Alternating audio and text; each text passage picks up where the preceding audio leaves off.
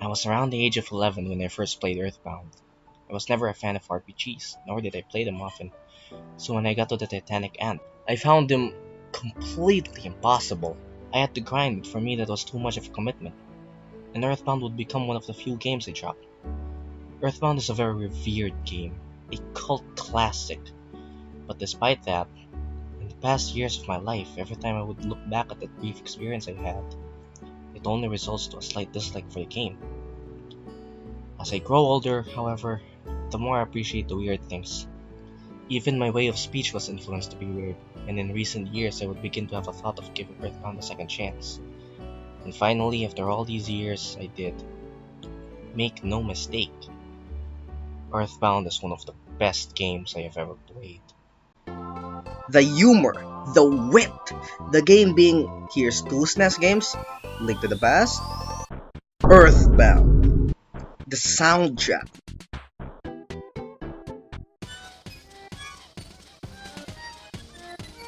That suburban feel, simply walking in Earthbound feels good. Pros of Earthbound, everything I just said. Cons of Earthbound, it's an RPG. You're completely bombarded by menus and there's not enough inventory space.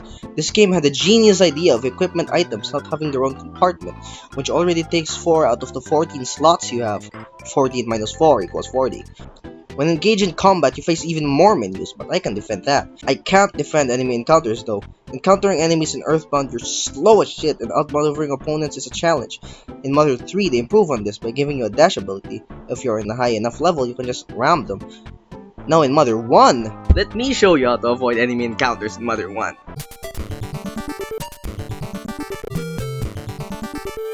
Ah, snap! You will not walk 10 steps in Mother 1 without encountering something. The enemy designs is what makes Mother Mother. Taxi, abstract art, barf? The first enemy you fight is a lamp. This is the series telling you it has peak enemy design from the get-go. Having these hypnotic looking backgrounds, Mother actually benefits from a first-person perspective combat. It makes fight feel more surreal. In terms of grinding, Mother 1 has it rough, but future installments actually found a solution by having this one rare enemy that gives you loads of XP. You'll be encountering enemies a lot in this game in particular, which sucks because, man, I just want to walk around the map as Pollyanna plays. This is Mother 1 at its best. Mother makes the simple act of walking feel so good. It's why I feel overjoyed when coming back to Magicant. It's mostly thanks to its style, environments, and soundtrack. The soundtrack on these games are so good, joyous, and weird. It's why I still walk around the grassy plains of Mother 1, despite knowing a hippie will jump on me. It's why every once in a while on my adventure, I take strolls in Onett or Foresight in Earthbound. It's why I love exploring a slowly decaying Tazmilly village in Mother 3. Inventory space is actually better in Mother 1. You only get 8 slots, but equipment items have their own compartment. Why was this not implemented in Earthbound? You also have Teddy, a grown adult who joins a party of children and gets bedridden because one of your guys missed their tank shot. By the end, he becomes a singer. Beautiful.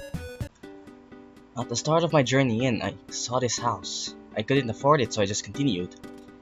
The final boss fight has got to be one of the most unnerving battles I have ever come across in a video game. I have never felt so horrified over an encounter before, and when it was finally over, that's it. My journey has come to an end. As I took Hawlo home, I wept.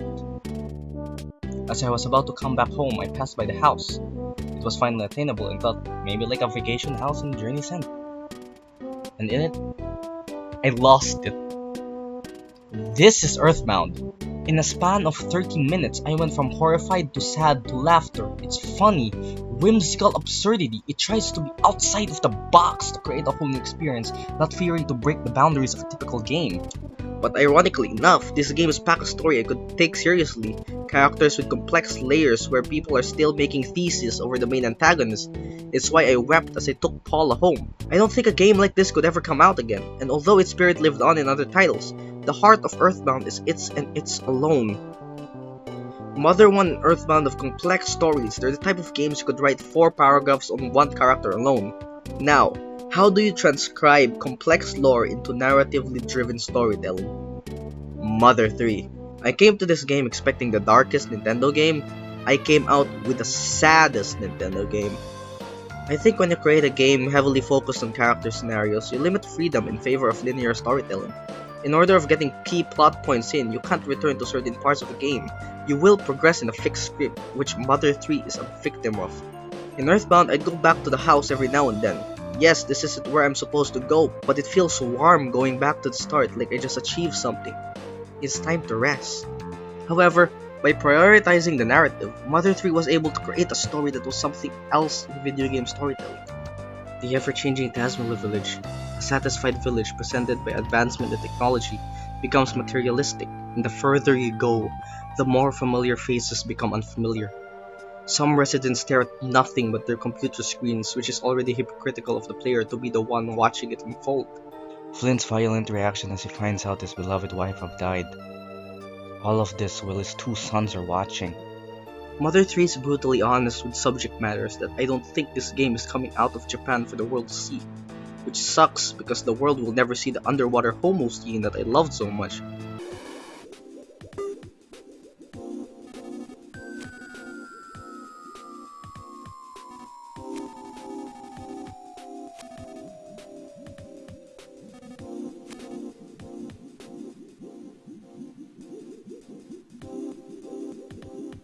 Porky. In Earthbound, he was this goofy rival character to Ness. Now he became an evil dictator in Mother 3. He caused all of this, and in the end, he got what he deserved. Or perhaps what he wanted. He's stuck in a capsule for all eternity. But being protected from those who hated him would be the closest thing to paradise for Porky. But look deeper in details and you'll see. He paid tribute to everything from Ness's journey right before his room. In the theater of New Park City, the film that's playing is a collection of clips from Ness's journey. In his playroom, you'll see the friend's yo-yo heavily protected, presumably Ness's. Did he really prefer isolation? Or was he just that jealous? Or did he really miss the only person he considered a friend? Emotion can tell so much in Salty. Chapter 6, The Sunflower Fields. The shortest chapter and only consists of you walking left. But it becomes apparently clear what our protagonist, Lucas, wants.